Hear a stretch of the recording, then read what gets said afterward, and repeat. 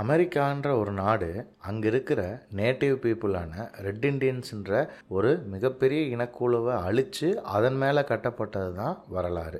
அந்த வரலாறு இப்போ எப்படி இருக்குன்னா, அந்த மக்களுக்கு அந்த கவர்மெண்ட் வந்து இழப்பீடாக சில இடங்களில் கொடுக்குறாங்க, நம்ம ஊரில் ரிசர்வேஷனில் கொடுக்குற மாதிரியே. ஆனால் அந்த மக்களுக்கு இந்த கவர்மெண்ட் கொடுக்குற இடங்கள் எல்லாமே என்னென்னா, மனிதன் வாழ்கிறதுக்கு தகுதியே இல்லாத அல்லது வாழ்கிறதுக்கு மிகவும் சிரமப்படுற இடங்களை தான் அந்த மக்களுக்கு கவர்மெண்ட் கொடுக்குது. அப்படி ஒரு ஏரியாவான விண்ட் ரிவர் கிட்ட நடக்கிற ஒரு கொலை, அதை சுற்றி இருக்கிற பின்னணி, இந்த கொலைக்கு காரணம் என்ன, உண்மையாலுமே அங்கே இருக்கிற மக்களுடைய வாழ்க்கை இந்த இடத்துனால இந்த கிளைமேட்னால எப்படி பாதிக்கப்படுது, அவங்களுக்கான வாய்ப்புகள் எப்படி மிக குறைவானதாக இருக்குது, அதனால எப்படி அங்கே இருக்கிற யூத் எல்லாம் வந்து பாதை மாறி போகிறாங்க, அங்கே இருக்கிற குற்ற பின்னணிகளுக்கு இந்த இயற்கை எவ்வளோ காரணமானதாக இருக்குது, இந்த இடத்துல கொண்டு வந்து இவங்களை சேர்த்து விட்ட இந்த கவர்மெண்ட் வந்து இந்த குற்றங்களுக்கு எந்த வகையில் பொறுப்பேற்றுக்குது அல்லது இதை மாற்றுறதுக்கு எந்த வகையில் முயற்சி செய்யுது, இப்படிங்கிற பல கேள்விகளை ரொம்ப உணர்ச்சி பூர்வமாக அவங்களுடைய இடத்துலேருந்து அவங்களுடைய பார்வையிலிருந்து நம்ம கண்ணு முன்னாடி ரொம்ப அழகாக சொன்ன படம் தான் வணக்கம் ப்ரோ, வெல்கம் டு கத்திரிக்கோள். இன்றைக்கி நம்ம டெய்லர் ஷீடனோட டைரக்ஷனில் 2017 வெளியே வந்த விண்ட் ரிவர் படத்தை பற்றி தான் பார்க்க போகிறோம். இந்த விண்ட் ரிவர் படத்தோடைய கதையே ரொம்ப காம்ப்ளிகேட்டடான கதைங்க. எதனால் அதை சொல்கிறேன் அப்படின்னா, பொதுவாகவே ஒரு படத்தில் ஒரு கொலை நடக்கும், அந்த கொலையை யார் செஞ்சாங்கன்னு கண்டுபிடிப்பாங்க. இதுதான் கிரைம் த்ரில்லர் படங்களுடைய ஒரு வகையாக இருக்கும். ஆனால் இதுவும் அதே மாதிரியான ஒரு கிரைம் த்ரில்லர் படம் தான். பட் இந்த கொலையை யார் பண்ணால், அது எதனால் நடந்துச்சு, இப்படிங்கிறதெல்லாம் காரணமாக கண்டுபிடிக்கிறதுக்கு முன்னாடி அவங்க ரொம்ப தெளிவாக சொல்லிடுறாங்க, இங்கே நடக்கிற எல்லா தப்புகளுக்கும் காரணம் இந்த நிலப்பரப்பு தான். ஏன்னா அந்த நாட்டோடைய மண்ணின் மைந்தர்களான அந்த ரெட் இண்டியன்ஸை கொண்டு போய் ஒரு அகதிகள் மாதிரி ஒவ்வொரு இடத்துலையும் செட்டில்மெண்ட்டாக, அதாவது நம்ம ஊரில் அகதிகள் முகாம் இருக்கும் இல்லையா, அந்த மாதிரி கொண்டு போய் போட்டதுனால அவங்களுக்கு வாழ்க்கை மேலே இருக்கிற ஒரு பிடிப்பு போய் நிறையா பேர் ட்ரக்ஸ்லேயும் நிறையா பேர் வைலண்ட்டாகவும் இந்த மாதிரி அவங்களுடைய வாழ்க்கையை தொலைச்சிக்கிற எல்லா விதமான விஷயங்கள்லையும் ஈடுபட்டு அவங்க கெட்டு போயிடுறாங்க. இதுக்கு அமெரிக்க அரசாங்கம் கண்டிப்பாக பொறுப்பேற்கணும். இப்படிங்கிற ஒரு குரலை ரொம்ப ஆணித்தனமாக, அதே சமயம் நம்ம ஊரில் வர மாதிரி ப்ரீச்சியாக இல்லாமல் ரொம்ப ஏஸ்தட்டிக்கலாக ரொம்ப ஆர்ட்ஃபுல்லாக சொன்ன படம் தான் இந்த விண்ட் ரிவர். இந்த படத்தோடைய பிகினிங் வந்து பார்த்திங்கன்னா ஒரு பொண்ணுடைய கவிதையிலேருந்து ஆரம்பிக்குது. அந்த பொண்ணு என்ன சொல்லுதுன்னா, வாழ்க்கையை பற்றின அந்த பொண்ணுக்கான புரிதல் என்ன, நான் வந்து ஒரு மரமாக இருந்தால் நீங்கள்லாம் என்னவா இருப்பீங்க, இங்கே நான் தனியாக ஒரு மரமாக நிற்கும்போது எனக்கு கீழே நிழலில் வந்து உட்கார்றவங்களுக்கும் எனக்கு கீழே போகிற வேருக்கும் என்ன வித்தியாசம் இருக்குது, இப்படிங்கிறத ட்ரீ ஆஃப் லைஃப்னு ஒரு புக்கு ஒன்று இருக்குது, அதனுடைய ஓமையை வச்சு இந்த கவிதையை சொல்லியிருப்பாங்க. அந்த கவிதை வர வரவே ஒரு பொண்ணு வந்து வெறுங்காலில் ஐஸ் கட்டியில் ஓடிக்கிட்டு இருக்கும்.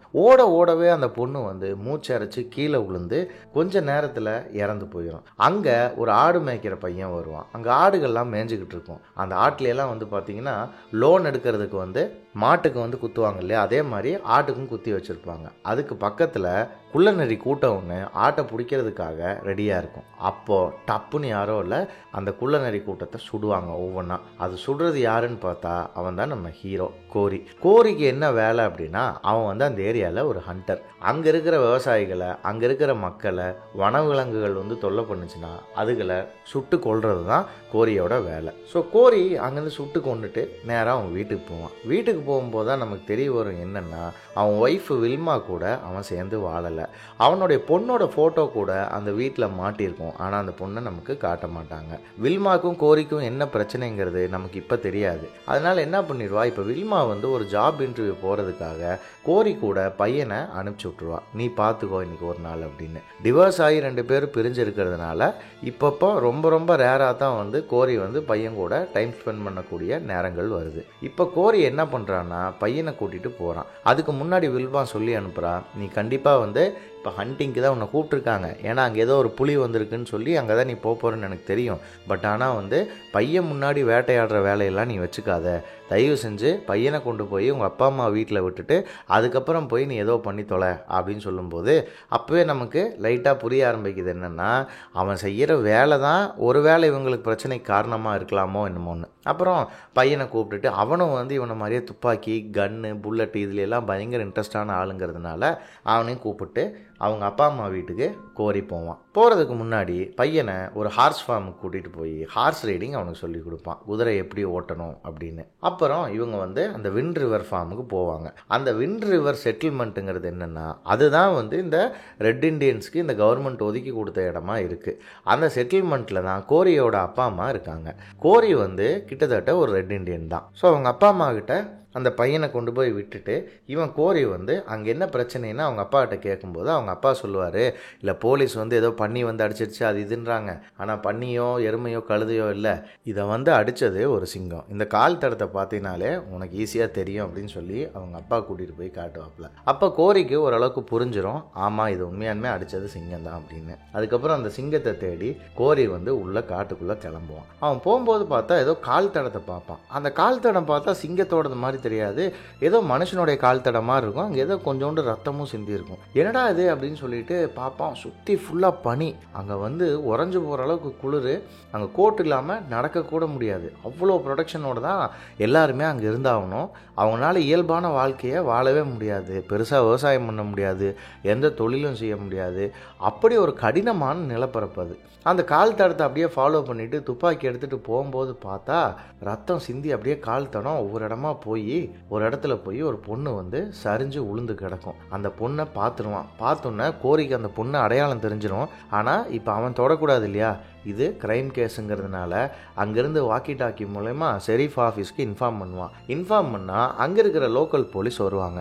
பட் என்ன பிரச்சனைனா, அந்த ஊரே ரொம்ப சின்ன ஊர், அதுவும் வந்து அந்த ரெட் இண்டியன்ஸ்க்குன்னு தனி போலீஸ் இருக்குது, அவங்களுக்குன்னு தனி அதிகாரம் இருக்குது. ஆனால் அவங்க போலீஸ் வந்து ரொம்ப ரொம்ப கம்மியான ஆட்கள் தான் இருக்காங்க. அது மட்டும் இல்லாமல் ஒரு கொலை நடந்ததுன்னா அந்த கொலையை வந்து FBI தான் விசாரிக்கணும். இவங்கனால அதை விசாரிக்கிறதுக்கு எந்த அதிகாரமும் கிடையாது. ஸோ அதனால் இப்போ என்னென்னா FBI ஏஜென்ட் வர்றதுக்காக வெயிட் பண்ணிகிட்டு இருப்பாங்க. அந்த பொண்ணுடைய பாடி பனியிலேயே தான் உறைஞ்சிக்கிட்டு இருக்கும். இவங்க 3 பேர், அதாவது கோரி, அந்த ஷெரீஃபு, அதுக்கப்புறம் கோரியோட அப்பா அந்த பனியிலேயே தான் நின்றுட்டு இருப்பாங்க. பனி வந்து அவ்வளோ ஊற்றும், கண்ணே தெரியாது. அப்போ ஒரு கார் வந்து கோரியோட அப்பா வீட்டுக்கு முன்னாடி வந்து நிற்கும். வைப்பரை போட்டுவிட்டு ரொம்ப நேரமாக அந்த கார் திணறிட்டு இருக்கிறத பார்த்து கோரி கண்டுபிடிச்சிடுவான், இந்த பனி புயலில் வந்து அவங்களுக்கு வழி தெரியாமல் நின்றுட்டு இருக்காங்க, நான் போய் அவங்கள கூட்டிகிட்டு வரேன் அப்படின்னு சொல்லிட்டு அவங்கள கூட்டிகிட்டு வர போவான். காருக்குள்ளே போய் கதவை தட்டினா கண்ணாடி இறக்குனா பார்த்தா காருக்குள்ளே ஒரு பொண்ணு. அந்த பொண்ணு பேர் தான் ஜேன் தான் வந்து அந்த FBI ஆஃபீஸர். இந்த கொலையை பார்க்கறதுக்காகத்தான் அவங்க வந்திருக்காங்க. ஆனால் அவங்க இந்த ஊர் கிடையாது, அவங்க வெளியூர். அவங்களுக்கு இவ்வளோ பனியோ இந்த டெரைனோ பழக்கம் இல்லை. அப்புறம் கோரி பின்னாடியே ஃபாலோ பண்ணிட்டு அந்த வீட்டுக்கு போய் இந்த கொலையை பற்றி என்ன ஏதுன்னு விசாரிப்பாங்க. அப்போ விசாரிக்கும் போது அந்த போலீஸ்கார சீஃப் வந்து பென்னு வந்து சொல்லுவாப்புல, இந்த மாதிரி அந்த பொண்ணுடைய பணம் வந்து இங்கே தான் இருக்குது, நாங்கள் இன்னும் எதுவும் தொடலை, அங்கே கொஞ்சம் ஆளுங்க நின்றுக்கிட்டு இருக்காங்க, பட் இருந்தாலும் நீங்கள் வந்து இது கொலைன்னு கன்ஃபார்ம் பண்ணிட்டீங்கன்னா நாங்கள் அடுத்த கட்ட விசாரணையை ஆரம்பிக்கலாம் அப்படின்னு சொல்லுவார். அப்போது போய் இந்த பாடியை பார்க்கலாம் வாங்க அப்படின்னு ஜெயன் சொல்லும்போது, இங்கே பாருங்கள் அது அவ்வளோ ஈஸி கிடையாது, நீங்கள் இப்படியே காலில் வெறும் ஷூவை மட்டும் போட்டு போனீங்கன்னா நீங்கள் இங்கேருந்து அங்கே போகிறதுக்குள்ளே செத்துருவீங்க. ஏன்னா ஒரு 5 கிலோமீட்டர் தள்ளி அந்த பாடி இருக்குது. இந்த கிளைமேட்டில் அங்கே போகிறதுக்கு உங்களுக்கு கோட்டு இதெல்லாம் வேணும், இதெல்லாம் இல்லாமல் உன்னால் போக முடியாது அப்படின்னு சொல்லும்போது, சரிங்க அந்த கோட்டுக்கு நாங்கிட்ட இல்லையே அப்படின்னு சொல்லும்போது, அப்போ அந்த ஷெரீஃப் கேட்பாப்பில், ஏங்க வண்டிக்கு பின்னாடி கூடவா வந்து இந்த மாதிரி வந்து பனிக்காலத்தில் அந்த பனிக்கு போடுற கோட்டெல்லாம் வச்சுக்க மாட்டீங்க அப்படின்னு கேட்கும்போது, இல்லைங்க நான் வந்து வேகாஸில் வேலை செய்கிறேன், நான் இங்கே இல்லவே இல்லை, நான் வேற ஒரு வேலையாக இங்கே வந்தேன், இந்த கொலையை நீங்கள் ரிப்போர்ட் பண்ணோன்னே நீங்கள் ரிப்போர்ட் பண்ண ஏரியாவுக்கு பக்கத்தில் இருக்கிற ஏஜென்ட் நானாக தான் இருந்தேன், அதனால தான் என்ன வர சொன்னாங்க அப்படின்னு சொல்லும்போது, சரி ரைட்டு வாங்க அப்படின்னு சொல்லி வீட்டுக்குள்ளே கூட்டிகிட்டு போய் கோரியோட அம்மா தன்னோட பேத்தியோட பனிக்கால ட்ரெஸ்ஸான அந்த கோட்டு ஷூட்டு, அதுக்கு மேலே போடுற ஜர்க்கின்னு ஷூவு எல்லாத்தையும் எடுத்து கொடுத்துட்டு அவகிட்ட தெளிவாக சொல்லும், இங்கே பாரு பத்திரமா கொண்டு வா, இது வந்து என் பேத்தியோடது, கண்டிப்பாக எனக்கு தேவைப்படும் அப்படின்னு. சரின்னு சொல்லிட்டு அவளும் இல்லை எடுத்து போட்டுட்டு கிளம்புவா கோரியோட. அப்போது கோரி வந்து பையன்கிட்ட சொல்லிட்டு போவான், இந்த மாதிரி வந்து நான் போயிட்டு கொஞ்ச நேரத்தில் வந்துடுறேன்,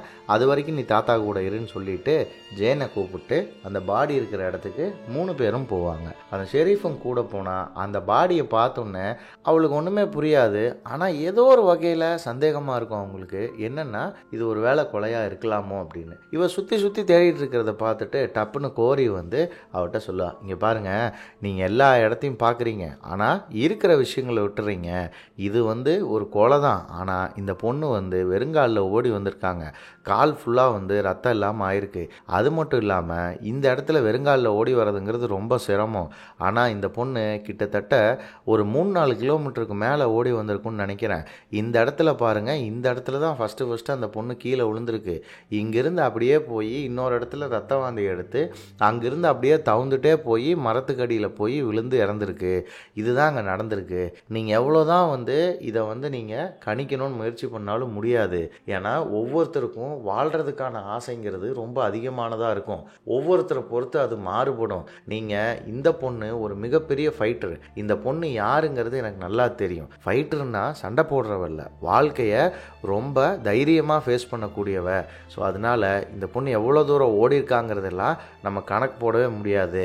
அதை வச்செல்லாம் நம்ம கொலைகாரனை கண்டுபிடிக்க முடியாது. கண்டிப்பாக வேறு ஏதாவது ஆப்ஷன் தான் இருக்கணும் அப்படின்னு சொல்லி அவன் சொல்லுவான். அது மட்டும் இல்லாமல் அங்கேருந்து ஒரு 5-6 கிலோமீட்டருக்கு பக்கத்தில் எந்த வீடுகளும் இல்லைங்கிறதுனால தான் இவ்வளோ கன்ஃபியூஷன் இதில் இருக்குங்கிறது ஜேன் புரிஞ்சுப்பா. இப்போ என்னென்னா ஜேனுக்கு வந்து கோரியோட உதவி தேவைப்படும். ஏன்னா கோரி தான் ஒரு ஹண்டர் இல்லையா. இங்கே அவனுக்கு இங்கே இருக்கிற நிலப்பரப்புங்கிறது நல்லா தெரியுங்கிறதுனால கோரியோட ஹெல்ப் மூலயமா இந்த கேஸை சால்வ் பண்ணணுன்னு அவன் நினப்பான். அப்போ கோரி வீட்டுக்கு வருவான். வீட்டுக்கு வந்தால் அந்த பையன் இருக்கான் இல்லையா, கோரியோட பையன், அவன் வந்து கோரிக்கிட்ட என்னாச்சு, அந்த அக்கா எப்படி இறந்தாங்க அப்படின்னு கேட்கும்போது கோரி வந்து ஒன்றும் இல்லை, அது ஏதோ சும்மா ஒரு ஆக்சிடெண்ட் அப்படின்னா, நம்ம அக்கா மாதிரியே ஆக்சிடெண்ட்டா அப்படின்னு அவன் கேட்பான். கேட்கும்போது சரி அப்படிலாம் இல்லைடா, நீ எதுவும் மற்றதெல்லாம் போட்டு மனசுக்குள்ளே குழப்பிக்காத, ரிலாக்ஸ் ஆறு, நம்ம அக்காவுக்கு நடந்தது வேற இது வேறன்னு. அதுக்கப்புறம் அடுத்த நாள் காலையில் வந்து 3 பேரும் வந்து போஸ்ட்மார்ட்டம் ரிப்போர்ட்டுக்கு போவாங்க. ஆனால் என்ன பிரச்சனைனா, இந்த போஸ்ட்மார்ட்டம் ரிப்போர்ட் பண்ணுற டாக்டர் வந்து இதை ஹாமிசைடு, அதாவது கொலைன்னு எழுதி கொடுக்க மறுத்துருவான். ஏன்னா அந்த பொண்ணை யாரும் அடித்து கொல்லலை, அந்த பொண்ணை ரேப் பண்ணியிருக்காங்க, அந்த பொண்ணை கொலை பண்ண ட்ரை பண்ணியிருக்காங்க. பட் ஆனால் அந்த பொண்ணு இறந்து போனது வெறுங்காலில் ஓடி வந்ததுனாலையும் லங்ஸுக்குள்ளே வந்து மூச்சு காற்று உள்ளே போனதுனாலையும். நேற்று கோரி வந்து சொன்ன அதே விஷயத்தை தான் வந்து இங்கே இந்த போஸ்ட்மார்ட்டம் ரிப்போர்ட் பண்ணுறவர் சொல்லுவார். அது மட்டும் இல்லாமல் இதைத்தான் என்னால் ரிப்போர்ட்டில் எழுதி கொடுக்க முடியும், இதை கொலைன்னு எழுதி கொடுக்க முடியாது அப்படின்னு. ஜேன் வந்து எவ்வளவோ போராடுவா. எதனாலன்னா கொலைன்னு இருந்தால் தான் FBI வந்து விசாரிக்கிறதுக்கு கவர்மெண்ட் ஒத்துக்கும், கொலைன்னு இல்லைன்னா கவர்மெண்ட் ஒத்துக்காது. அப்போது கொலைன்னு எழுதி கொடுக்கறதுக்கு எவ்வளவோ ட்ரை பண்ணியும் அந்த டாக்டர் வந்து இல்லை, நான் என்னுடைய வேலையை நான் நியாயமாக தான் செய்வேன், நீங்கள் வந்து விசாரிக்காது உங்கள் பிரச்சனைங்கும் போது ஜேன் வந்து சண்டை போட்டு போயிடுவா. அப்போ ஷெரீஃப் வருவான். வந்து ஜேன்கிட்ட பொதுவாக FBI ஆஃபீஸர்ஸ் இப்படி நடந்துக்க மாட்டாங்க, தனக்கு தான் எல்லாம் தெரிஞ்ச மாதிரியே பில்டப் போடுவாங்க. ஆனால் நீங்கள் வந்து உண்மையானுமே அந்த பொண்ணு மேலே அக்கறை எடுத்து நீங்கள் பேசுகிறீங்க, உண்மையானுமே அந்த டாக்டர் வந்து நம்ம சைடில் தான் வந்து சப்போர்ட் பண்ணுவார், நீங்கள் கவலைப்படாதீங்க, நீங்கள் இந்த கேஸை விசாரிக்கிறதுக்கும் அந்த கொலைகாரனை கண்டுபிடிக்கிறதுக்கும் எந்த இடைஞ்சலும் இல்லாமல் அந்த டாக்டர்கிட்ட சொல்லி நான் பார்த்துக்கிறேன், அவன் ரிப்போர்ட்டை டிலே பண்ணி கொடுக்க வச்சுக்கலாம் அப்படின்னு சொல்லி அவங்க மனசை தேத்துவார் ஷெரீஃப். அதுக்கப்புறம் ஷெரீஃபும் ஜேனும் அந்த இறந்து போன பொண்ணு வீட்டுக்கு போவாங்க. அங்கே வீட்டுக்கு போனால் அந்த பொண்ணோட அப்பா பேர் மார்ட்டின். அவரும் ஒரு ரெட் இண்டியன் தான். அவர் வந்து இவங்ககிட்ட பயங்கர கோபமாக பேசுவார். ஏன்னா ஜேன் போய் அங்கே என்ன கேள்வி கேட்பான்னா, உங்கள் பொண்ணு யார் கூட இருந்தால் இங்கே போனா அப்படின்னா, ஒரு பாய் ஃப்ரெண்டு கூட வெளியே போனா அப்படின்னு அவங்க அப்பா சொல்லுவாப்புல. பேர் என்னன்னு கேட்பான். பேர் என்னன்னு அவன் கேட்கும்போது இவனுக்கு பேர் தெரியாது. அப்போ அவன் வீடு எங்கே இருக்கு, அவனை பார்த்துருக்கீங்களா அப்படின்னு கேட்பான். அதுவும் தெரியாது அப்படிமா. என்ன சொல்கிறீங்க, அவன் பேரும் தெரியாது, அவன் எங்கே இருக்கான்னு தெரியாதுன்னா அப்புறம் அவங்க கூட எப்படி அனுப்பிச்சி விட்டீங்க நீங்கள் அப்படின்னு கேட்கும்போது, அவளுக்கு 18 வயசு ஆயிடுச்சுல்ல, அதனால் அனுப்பிச்சி விட்டேன் அப்படின்னா. ஜேன் வந்து 18 வயசு ஆயிடுச்சுன்னா உடனே அனுப்பிச்சி விட்ருவீங்களா அப்படின்னு கேட்கும்போது அதில் வந்து அவங்க அப்பா வந்து ரொம்ப அஃபண்ட் ஆயிடுவார். நான் என் பொண்ணை நம்பினேன், அதனால் நான் அனுப்புனேன், இப்போ நான் நம்பினது தப்பாகி போச்சு, இப்போ அதுக்கு என்ன பண்ணலாங்கிறீங்க அப்படின்னு அவங்க அப்பா ரொம்ப ஃபீல் பண்ணி சென்டிமெண்டலாக பேசும்போது ஜேனுக்கு என்ன பண்ணுறதுனே தெரியாது.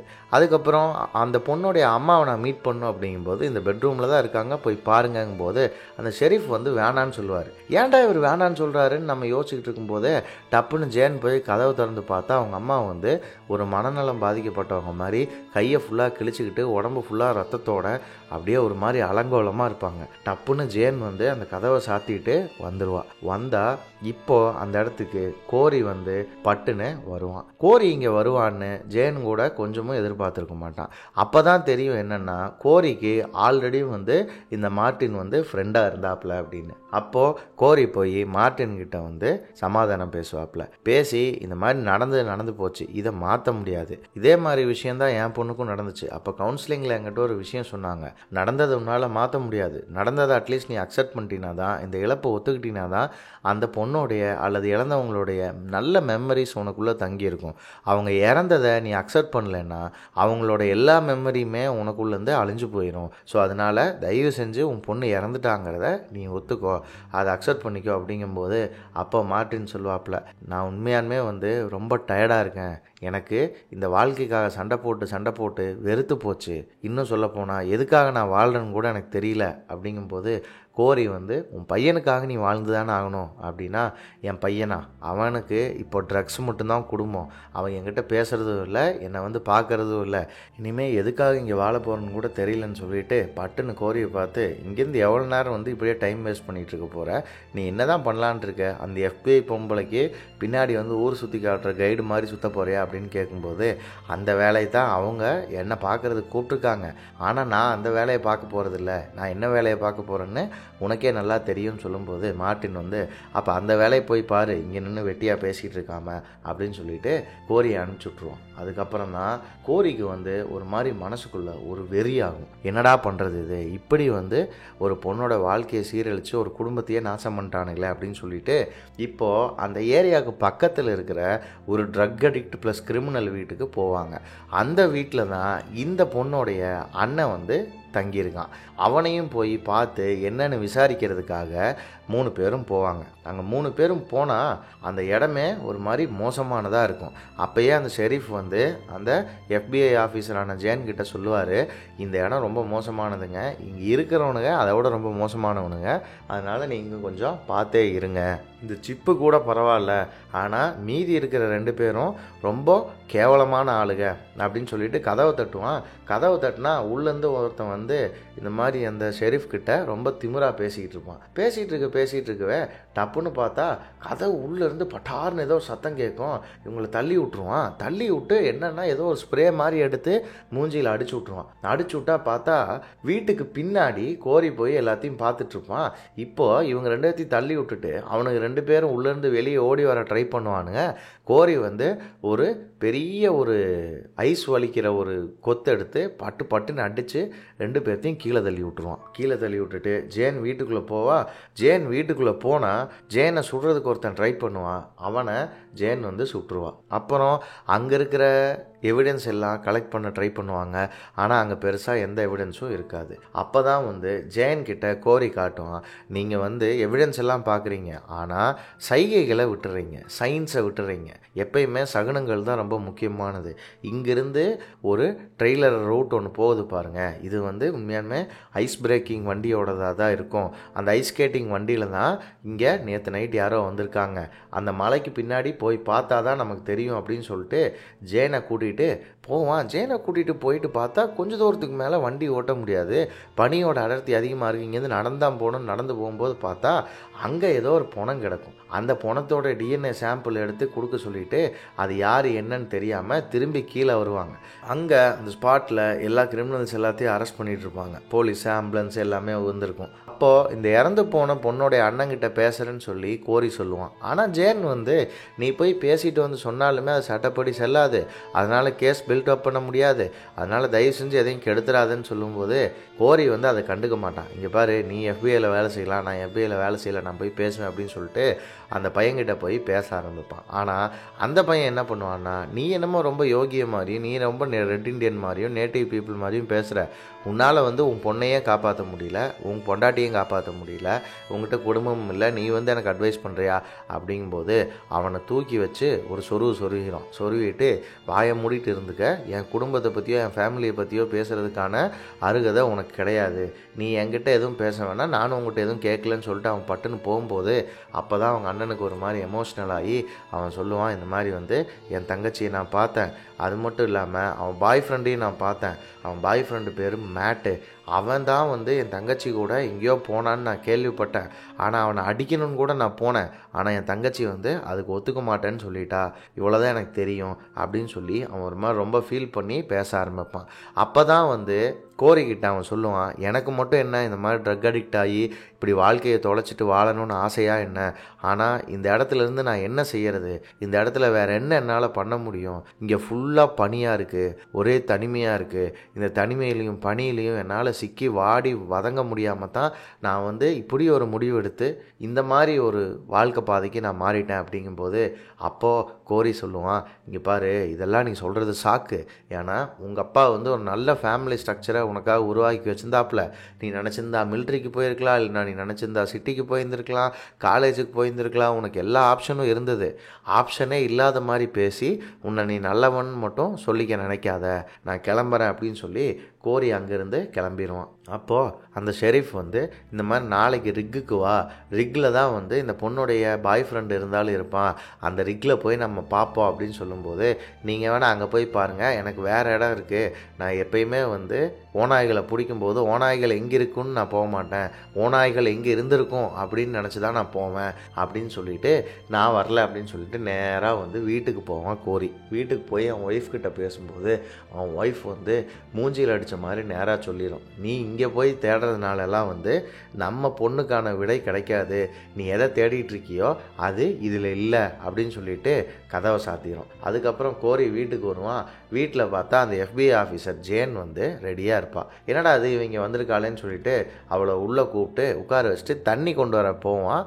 தண்ணிக்கு கொண்டு வர போகும்போதே பார்த்தா ஜேன் வந்து கோரியோட பொண்ணுடைய ஃபோட்டோவை பார்த்துட்டு நின்றுருப்பான். அப்போ வந்து கோரி வந்து ஜேன்கிட்ட தன்னுடைய பொண்ணை பற்றின கதையெல்லாம் சொல்ல ஆரம்பிப்பான். எதனால என்ன காரணத்தினால இவங்க பிரிஞ்சிருக்காங்க, அவங்க பொண்ணுக்கு என்ன ஆச்சு அப்படின்னா, அவங்க பொண்ணு இறந்துருப்பா. எப்படி இறந்துருப்பான்னா, கோரி வந்து தான் பொண்ணு இறக்கிறதுக்கு முன்னாடி இந்த ஹண்டிங் வேலையில் இல்லை, வேறு ஏதோ இந்த ஐஸ் மலை சம்மந்தப்பட்ட பெரைடு வேலையில் இருந்ததுனால பாதி நாள் வீட்டில் இல்லாமல் ரவுண்டிங்லேயே இருப்பான். அப்போ தான் கோரிக்கு வந்து ஃபஸ்ட்டு பொண்ணு ரெண்டாவது பையன்னு பிறக்குது. இப்போ என்னென்னா அவனுக்கு ஒரு நாள் லீவு கிடைக்கும்போது அவன் ஒய்ஃபை ஒரு ஹோட்டலில் ரூம் எடுத்துகிட்டு அங்கே வர வச்சு 2 பேரும் ஜாலியாக இருக்கலான்னு அவன் ஒய்ஃபை வர வச்சிட்டான். அப்போ வீட்டில் அப்பாவும் அம்மாவும் 2 பேர் இல்லைங்கிறதுனால அதை சாக்காக வச்சு அவங்க பொண்ணு அவன் ஃப்ரெண்ட்ஸ் எல்லாம் கூப்பிட்டு பார்ட்டிக்கு இன்வைட் பண்ணியிருக்கு.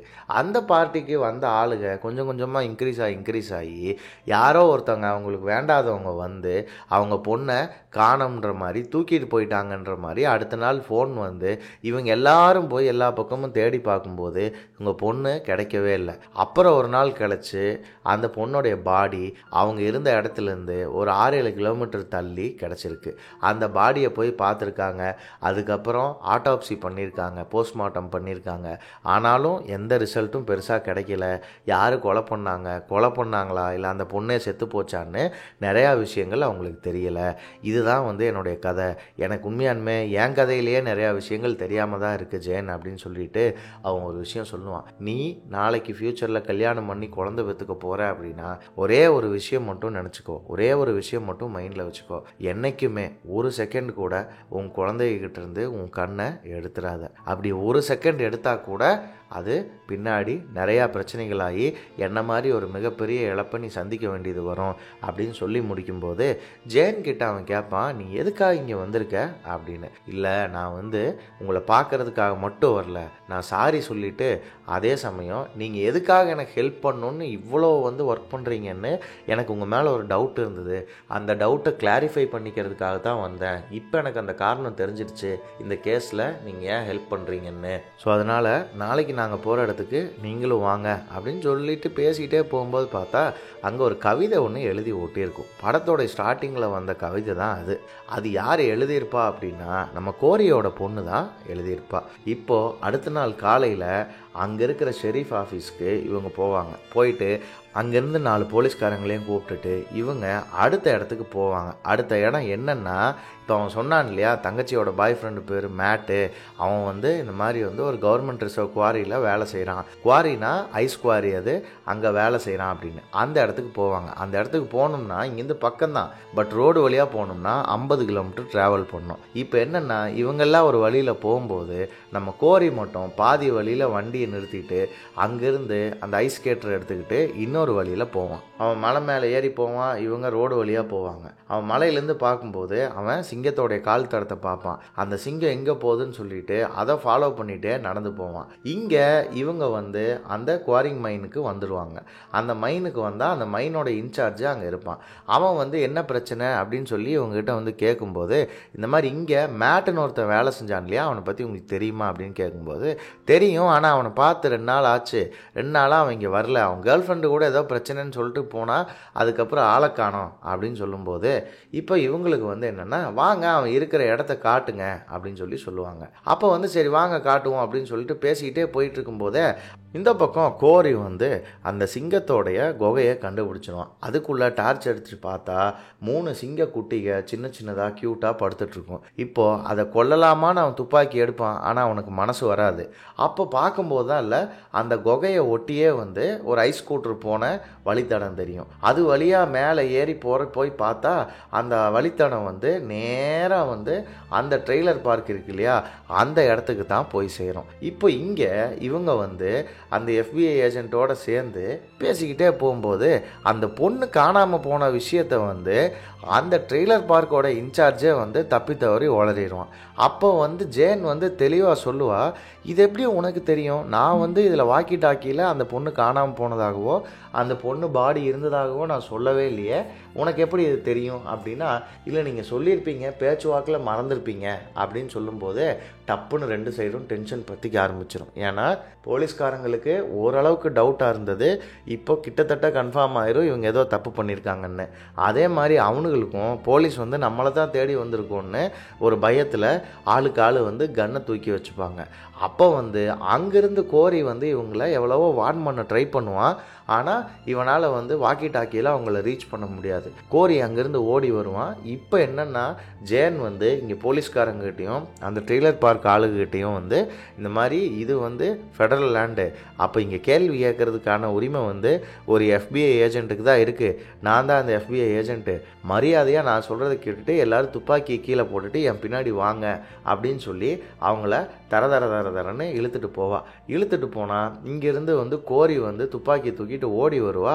ஜேன் வந்து கதவை போய் தட்டுவான். எதுக்காக அப்படின்னா, இப்போ அந்த பொண்ணோடைய பாய் ஃப்ரெண்ட் இருந்தான் இல்லையா மேட்டு, அவனோடைய ட்ரெய்லர் தான் இது அப்படின்னு சொன்னோன்னே இப்போ அந்த ட்ரெய்லர் கதவை எதுக்கு தட்டுறான்னா, அந்த ட்ரெய்லருக்குள்ளே பீட்டுன்னு சொல்லி ஒரு ஆள் ஒருத்தன் இருக்கான், அவன் தான் வந்து இந்த மேட்டோடைய ரூம்மேட்டுன்னு சொல்லும்போது அவங்ககிட்ட விசாரிக்கிறதுக்காக கதவை தட்டிட்டு நிற்கும்போது பார்த்தா உள்ளேருந்து ஒரு ஆள் வந்து குளிச்சுக்கிட்டு இருப்பான், ஸ்டீம் பாத் எடுத்துக்கிட்டு இருப்பான். அவன் உள்ளேருந்து வந்து கதவை திறந்தா பார்த்தா நம்ம இறந்து போன பொண்ணு, அந்த பொண்ணு அவன் லவ்வரை பார்க்க வந்திருப்பா. ஃப்ளாஷ்பேக்கு. இப்போ ஃப்ளாஷ்பேக்கில் அந்த பொண்ணு இந்த லவ்வரை பார்க்க வரும்போது அவங்க 2 பேரும் செக்ஸ் வச்சுக்கிட்டு அவங்க வாழ்க்கையை எங்கே வாழலாம், இந்த இடத்துலேருந்து வெளியே போய் எங்கே வாழலான்னு சொல்லி பேசிக்கிட்டு இருப்பாங்க. அப்படி பேசிக்கிட்டு இருக்கும்போது ஒஹையான்னு சொல்லிட்டு ஒரு இடத்துல ஆரஞ்சு தோட்டங்கள்லாம் இருக்குது, ரொம்ப ப்ளசண்ட்டான கிளைமேட் இருக்குது, சிட்டி எல்லாம் வேணாம், New York, New Jersey, Los Angeles இதெல்லாம் வேணாம், இந்த மாதிரி ஒரு கிராமத்தில் போய் வாழ்னான்னு 2 பேரும் அவங்க ஃப்யூச்சரை பற்றி கனவு கண்டுட்டு பேசிகிட்டு இருக்கும்போது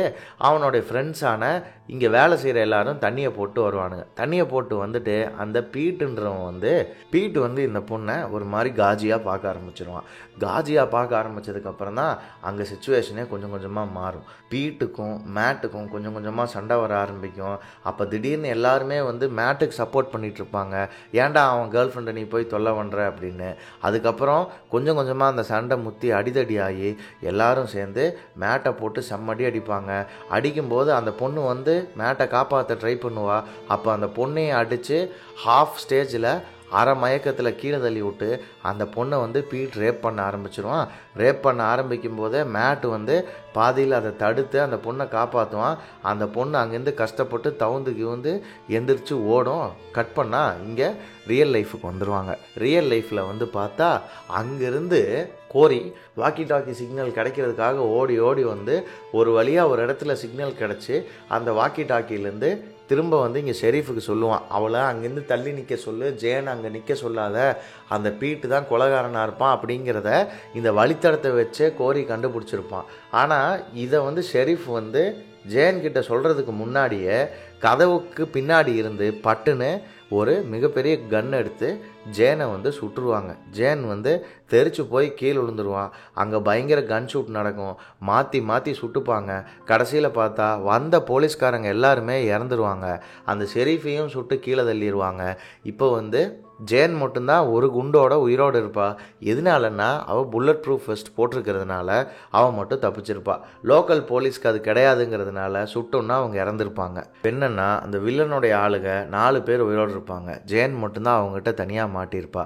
2 பேர் வெளியவும் 2 பேர் உள்ளவும் நின்றுட்டு இருக்கும்போது பார்த்தா பட்டுன்னு யாரோ அவங்கள சுடுவாங்க. யாரான்னு பார்த்தா நம்ம கோரி தான் அங்கே வெள்ளை கலர் ட்ரெஸ்ஸு போட்டுட்டு அப்படியே பனியாக படுத்துட்டு ஸ்னைப்பரை வச்சு அங்கேருந்து எல்லாத்தையும் கரெக்டாக ஏம் பண்ணி பட்டுன்னு சுட்டு தள்ளுவான். அதுக்கப்புறம் வந்து ஒருத்தனை வந்து வெளியிருந்தே போட்டு தள்ளும்போது இந்த மெயின் வில்லனான பீட்டு எப்படியோ பின்னாடி வழியாக கதை உடச்சி அங்கேருந்து ஓடி போயிடுவான். அதுக்கப்புறம் கோரி வந்து ஜேனை தூக்கிட்டு போய் உள்ளே படுக்க வச்சுட்டு அவளை ஒரு மாதிரி கம்ஃபர்டபுள் ஆக்கி அவளுக்கு ரத்தம் வர இடத்துல எல்லாம் வந்து துணியை வச்சு அடைச்சிக்கிட்டு இருக்கும்போது, நீ உன்னுடைய வாக்கி டாக்கி கூட நான் ஹெலிகாப்டரை வர வைக்கிறேன், உங்ககிட்ட ஹெலிகாப்டர் இல்லைல்ல அப்படின்னு கேட்பா. ஆமாம், எங்ககிட்ட கிடையாது, இங்கே இருக்கிறவங்க இறந்தாலாம் யூஎஸ் கவர்மெண்ட் எதுவுமே கவலைப்பட போகிறதில்ல அப்படிங்கும்போது, நான் FBI தானே, நான் கூப்பிட்டா ஹெலிகாப்டர் வரும், இதுலேருந்து நான் தப்பிக்கணும்னா ஒரே வழி ஹெலிகாப்டர் தான், நீ போய் அவனை பாரு, தப்பிச்சு போனான்ல அவனை பாரு அப்படின்னு சொல்லும்போது கோரி சொல்லுவான், நான் போய் அவனை பார்ப்பேன், ஆனால் கண்டிப்பாக நான் அவனை உயிரோடெல்லாம் பிடிச்சிட்டு வர மாட்டேன், அது உனக்கு தெரிஞ்ச விஷயம் தானே அப்படின்னு சொல்லும்போது, நீ கண்டிப்பாக உனக்கு என்ன தோணுதோ அவனை வச்சு நீ அதை பண்ணிக்கோ, நீ உயிரோட பிடிச்சிட்டு வரலாம் நான் உங்கள்கிட்ட சொல்ல மாட்டேன் அப்படின்னு சொல்லிட்டு கோரியை ஜேன் வந்து அனுப்பிச்சி வச்சுருவா. இங்கே பீட்டு வந்து காட்டுக்குள்ளே அப்படியே நடக்க முடியாமல் நடந்து சிரமப்பட்டு ஓடிக்கிட்டு இருப்பான். அவனுக்கு சைடில் அங்கே இங்கே என்னென்னமோ சவுண்டு கேட்கும். யார் அவனை ஃபாலோ பண்ணுறாங்க, யார் அவனை துரத்துறாங்கன்னு அவனுக்கு தெரியாது. அவன் பட்டுன்னு திரும்பி பார்த்துட்ருப்பான். பார்த்தா அங்கே ஏதோ ஒரு முள்ளம்பன்றி மேய்ஞ்சிட்ருக்கும். படார்னு திரும்பினா பட்டுன்னு அங்கே கோரி முன்னாடி நின்றுட்டுருப்பான். துப்பாக்கி வச்சு பட்டுன்னு அடித்தா கட் பண்ணா பார்த்தா அந்த இடத்துலையே உயரமான மலை மேலே அவனை கூட்டிகிட்டு போய் வச்சுருப்பான் கோரி. எங்கே வச்சுருப்பான், எதுக்காக வச்சுருப்பான் அப்படின்னா, அந்த வயோமிங் ஏரியாலேயே இதுதான் ஹையஸ்ட் பீக்கு. இப்போ அவங்ககிட்ட அதை தான் சொல்லுவான், இங்கே பாரு, இப்போது நீ வந்து என்ன தப்பு பண்ணேங்கிறது நீ என்கிட்ட ஒத்துக்கிட்டேன்னு வச்சுக்கேன், நான் வந்து உன்னை எதுவுமே பண்ண மாட்டேன், உன்னை விட்டுருவேன். ஆனால் நீ என்கிட்ட ஒத்துக்கலைன்னு வச்சுக்கேன், நான் வந்து உன்னை கொண்டுருவேன் அப்படின்னு சொல்லும்போது, அப்போது அவனுக்கு வேறு வழி இல்லாமல் பீட்டு வந்து ஒத்துக்குவான். ஆமாம், நான் தான் ரேப் பண்ணேன், நான் தான் கொலை பண்ணேன், இப்போ என்னன்றதுக்கு, ஏன்னா இந்த இடம் அப்படி இவ்வளோ லோன்லியாக இவ்வளோ தனிமையாக இருக்குது, எப்போ பார்த்தாலும் பனியாக இருக்குது, இங்கே பொண்ணு இல்லை, வாழ்க்கையில் செய்கிறதுக்கு எதுவுமே இல்லை, அப்படி இருக்கும்போது தண்ணி அடிச்சிட்டு இருக்கும்போது எனக்கு ஒரு மாதிரி லோன்லியாச்சு. அப்போ வந்தால் இவளை பார்க்கும்போது ஒரு மாதிரி மனசுக்குள்ளே தப்பாக தோணுச்சு. அப்போ அவன் பாய் ஃப்ரெண்டை தடுக்க வந்தான், அவனை அடிச்சுட்டு அந்த பொண்ணை நான் தான் ரேப் பண்ணேன், இப்போ என்னங்கிற அப்படின்னு கேட்கும்போது அப்போ கோரி வந்து சொல்லுவான், அவன் கட்டெல்லாம் அவுத்து விட்டுட்டு, நீ என்கிட்ட உண்மையை சொன்னால் நான் உன்னை விட்டுருவேன்னு சொன்னேன் இல்லையா, நான் சொன்ன மாதிரி இருக்கிற மனுஷன், உன்னை விட்டுற, நீ கிளம்பு அப்படின்னா, கிளம்புன்னா நான் எங்கே போகிறது அப்படின்னு கேட்கும்போது, நீ எங்கேயும் போவேன், தான் பக்கத்தில் தான் ஒரு ஹைவே இருக்குது, அங்கே போ அப்படின்னு. பக்கத்துலனா எவ்வளோ தூரம்னா 6 கிலோமீட்டர். 6 கிலோமீட்டர் ஹைவேவா, அதுவும் என் ஷூவெல்லாம் பிடுங்கிட்டு நீ என்னை அனுப்புகிற, நான் எப்படி போக முடியும் அப்படின்னு கேட்கும்போது, அந்த பொண்ணு உங்கள் ட்ரெய்லர் பார்க்லேருந்து உளுந்து இறந்து கிடந்த இடத்துக்கு 6 கிலோமீட்டர் டிஸ்டன்ஸு. உனக்கு உண்மையானுமே அவ்வளோ தெம்பு இருந்ததுன்னா, உன்னோடைய உடம்புல அவ்வளோ ஸ்ட்ராங்கான ஸ்பிரிட் இருந்ததுன்னா, நீ 6 கிலோமீட்டர் ஓடி பொழைச்சிக்க. ஆனால் நான் ஷோராக சொல்கிறேன், நீ மேக்ஸிமம் ஒரு 600 மீட்டர் கூட தாண்ட மாட்டேன். ஏன்னா உனக்கு அவ்வளோவெல்லாம் வந்து மனோபலம் கிடையாது, அவ்வளோவெல்லாம் ஸ்பிரிச்சுவல் பலம் கிடையாது அப்படின்னு சொல்லிட்டு அவனை அங்கேருந்து அவுத்து விடுவான். நான் ஏன் போகணும், என்ன ஒரு தடவை காப்பாற்று, எனக்கு ஒரு வாய்ப்பு கொடுன்னு அவன் பேசிக்கிட்டே இருப்பான், கேட்டுக்கிட்டே இருப்பான். அப்போ டப்புன்னு அவன் காதுக்குள்ளே துப்பாக்கியை வச்சு ஒரு சுடுவான். அந்த சவுண்டை கேட்டுட்டு பயத்திலேயே பீட்டு ஓட ஆரம்பிப்பான். கரெக்டாக கோரி சொன்ன மாதிரியே 600 மீட்டர்லேயே அவன் கீழே விழுந்துடுவான். அவன் கால் வழியாக கோல்டு உள்ளே ஏறி அவன் லங்ஸு ஃபுல்லாக வந்து இந்த ஐஸ் உள்ளே போய் ரத்தம் எடுத்து அந்த பொண்ணு எப்படி இறந்துச்சோ அதே மாதிரி இவனும் செத்து போயிடுவான். அதுக்கப்புறம் ஹாஸ்பிட்டலில் போய் ஜேனை போய் கோரி பார்ப்பான். பார்த்துட்டு நீ ரொம்ப ஸ்ட்ராங்கான பொண்ணு, நீ வந்து இதுலேருந்து தப்பிச்சு வெளியே வரணும் அப்படின்னு ஆண்டவனை வேண்டிக்கிறேன்னு சொல்லும்போது அப்போ வந்து என்னென்னா இவன் வந்து ஜேன்கிட்ட வந்து ஒரு மாதிரி ஒரு பொண்ணுக்கிட்ட பேசுகிற மாதிரி ரொம்ப அன்போடு பேசுகிறாங்கிறது ஜேனுக்கு புரிய வரும். அப்போ ஜேன் வந்து சொல்லுவா, இல்லை நான் ஏதோ லக்கின்னு நினைக்கிறேன் அப்படின்னு. லக்கிங்கிறதெல்லாம் இங்கே கிடையாது. லக்குங்கிறது சிட்டிக்குள்ளே தான் இருக்குது. பஸ்ஸில் அடிபட்டமா இல்லையா, கேஸ் வெடிச்சுதா இல்லையா, இதெல்லாம் தான் லக்கு. லாட்ரி அடிச்சுதா இல்லையா, இது எல்லாமே சிட்டிக்குள்ளே இருக்கிற லக்கு. இந்த காட்டுக்குள்ளே லக்குங்கிறது கிடையவே கிடையாது. யாருக்கு வாழணுங்கிற ஆசை அதிகமாக இருக்கோ, யாரோடைய மனசில் தைரியம் அதிகமாக இருக்கோ அவங்க தான் ஜெயிப்பாங்க. ஒரு ஓனாய் வந்து ஒரு மானை வந்து வேட்டையாடுது அப்படின்னா எந்த மான் அன்லக்கியோ அந்த மானை வேட்டையாடாது. எந்த மான் வீக்கோ அதைத்தான் வேட்டையாடும். இங்கே வந்து நீ ஸ்ட்ராங்கான மானாக இருந்திருக்க, உன் வாழ்க்கையில் இனிமேலும் நீ அப்படியே இருக்கணும்னு நான் ஆண்டவனை வேண்டிக்கிறேன். இந்த குரோக்கடைல் பொம்மையை என் கிஃப்டாக வச்சுக்க அப்படின்னு சொல்லிட்டு கொடுத்துட்டு அங்கேருந்து நேராக மார்ட்டின் வீட்டுக்கு போவான். பார்த்தா மார்ட்டின் வீட்டில் யாருமே இருக்க மாட்டாங்க. உள்ள கதவை திறந்துட்டு ஒவ்வொரு ரூமாக போய் பார்ப்பான், யாருமே இருக்க மாட்டாங்க. ஃபுல்லாக எம்டியாக இருக்கும். அப்போ அவனுக்கு ஒரு மாதிரி பயம் வந்துடும். ஒரு வேளை மார்ட்டினும் அவன் ஒய்ஃபு 2 பேரும் சூசைட் பண்ணிக்கிட்டாங்களோ அப்படின்னு. அதுக்கப்புறம் இல்லை ரொம்ப யோசிச்சு பார்த்துட்டு அப்படின்னு மேலே போய் பார்த்தா அவன் ஒய்ஃப் வந்து படுத்து தூங்கிட்டு இருக்கும். அதுக்கு தான் புத்தி சுவாதீனம் இல்லையா, அதனால். அதுக்கப்புறம் மார்ட்டின் எங்கேன்னு பார்த்தா மார்ட்டின் வந்து மூஞ்சி ஃபுல்லாக பெயிண்ட் அடிச்சுட்டு அவன் வீட்டுக்கு பின்னாடி இருக்கிற பார்க்கில் ஒரு ஓரமாக ஒரு ஞானி மாதிரி சமணங்கால் போட்டு உட்காந்து மெடிடேஷன் பண்ணுற மாதிரி உட்காந்துருப்பான். அப்போது டப்புன்னு போய் அவன் பக்கத்தில் போய் உட்காந்து கோரி வந்து இங்கே ஏன் வந்து உட்காந்துருக்க, என்னாச்சு அப்படின்னு கேட்கும்போது இந்த மாதிரி வந்து எனக்கு வாழணுங்கிறதுக்கான பர்பஸே போயிடுச்சு. பட் ஆனால் வந்து இன்றைக்கி எனக்கு ஒரு ஃபோன் வந்துச்சு. என் பையன் வந்து போலீஸ் ஸ்டேஷன்லேருந்து ஃபோன் பண்ணி இந்த மாதிரி என்னை வந்து கூப்பிட்டுக்குங்கப்பா அப்படின்னு சொன்னான். அதனால் அவனுக்காகவாது வாழணும்னு தோணுது எனக்கு.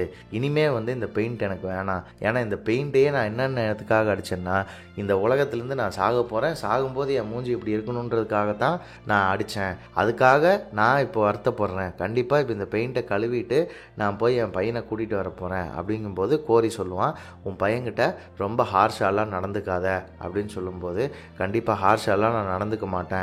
ஏன்னா வந்து எனக்கு சும்மா இங்கே உட்காரணும்னு தோணுச்சு, நான் உட்காடுறேன், நீ என் கூட கொஞ்ச நேரம் உட்காடுறியா அப்படின்னு கேட்கும்போது கண்டிப்பாக நான் உட்காடுறேன், அதை விட எனக்கு வேற என்ன வேலை அப்படின்னு சொன்னால் 2 பேரும் உட்காந்துட்டு அங்கே இருக்கிற ஹைவேவை வேடிக்கை பார்த்துட்ருப்பாங்க. அப்போ தான் நமக்கு ஒரு ஃபேக்ட் போடுவாங்க. என்னென்னா யூஎஸ்ஏல எல்லா விதமான குழந்தைகளும் எல்லா விதமான பெண்களும் காணாமல் போகிறதுக்கான ஸ்டாட்டிஸ்டிக்ஸல் ரிப்போர்ட் இருக்குது. ஆனால் ரெட் இண்டியன்ஸ் பொண்ணுங்க காணாமல் போனதுக்கு எந்த ஸ்டாட்டிஸ்டிக்ஸுமே இல்லை. எத்தனை ரெட் இண்டியன்ஸ் பொண்ணுங்க இது வரைக்கும் காணாமல் போயிருக்காங்கங்கிறது கூட நமக்கு தெரியாது அப்படின்னு சொல்லி முடிப்பாங்க. எங்கெங்கெங்கிருந்தோ வந்த யூரோப்பியன்ஸ் எல்லாம் அவங்க நாட்டையே அவங்ககிட்டேருந்து பிடுங்கி அவங்கள டார்ச்சர் பண்ணது மட்டும் இல்லாமல் அவங்களுடைய உரிமைகளையும் படித்து இப்போ அவங்க சொந்த இடத்துலையே அவங்கள அகதிகளாக உட்கார வச்சு அவங்களுக்கான எந்த விதமான அடிப்படை வசதிகளும் பெருசாக செஞ்சு கொடுக்காம இன்றைக்கி அவங்க நாட்டில் உட்காந்துட்டு தன்னை உலகத்திலேயே ஒரு மிகப்பெரிய பணக்கார நாடுன்னும் இந்த உலகத்தில் இருக்கவங்கெல்லாம் தன்னை பார்த்து கலாச்சாரத்தையும் மனிதாபிமானத்தையும் கற்றுக்கணும்னும் உலகத்துக்கு கிளாஸ் நடத்திக்கிட்டு இருக்காங்க.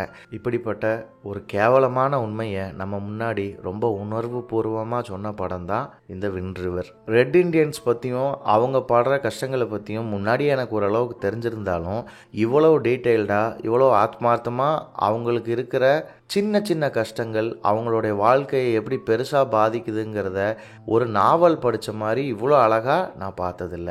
இப்போ இந்த கதையை கேட்டதுக்கப்புறம் உங்களுக்கு அவங்கள பற்றின ஒப்பீனியன் என்ன, யூஎஸில் இருக்கிற அரசியலுங்கிறது எப்படிப்பட்டது, அதை பற்றி நீங்கள் என்ன நினைக்கிறீங்கிறத கீழே கமெண்ட் செக்ஷனில் கமெண்ட் பண்ணுங்கள். இந்த நரேஷன் உங்களுக்கு பிடிச்சிருந்தா இந்த வீடியோவை லைக் பண்ணுங்கள், உங்கள் ஃப்ரெண்ட்ஸ் கிட்ட ஷேர் பண்ணுங்கள். அடுத்து நாங்கள் என்ன வீடியோ போடலாங்கிறத கீழே கமெண்ட் செக்ஷனில் கமெண்ட் பண்ணுங்கள். இந்த மாதிரி நல்ல நல்ல வீடியோஸ் போடுற நம்ம கத்திரிக்கோளுக்கு சப்ஸ்கிரைப் பண்ணுங்க.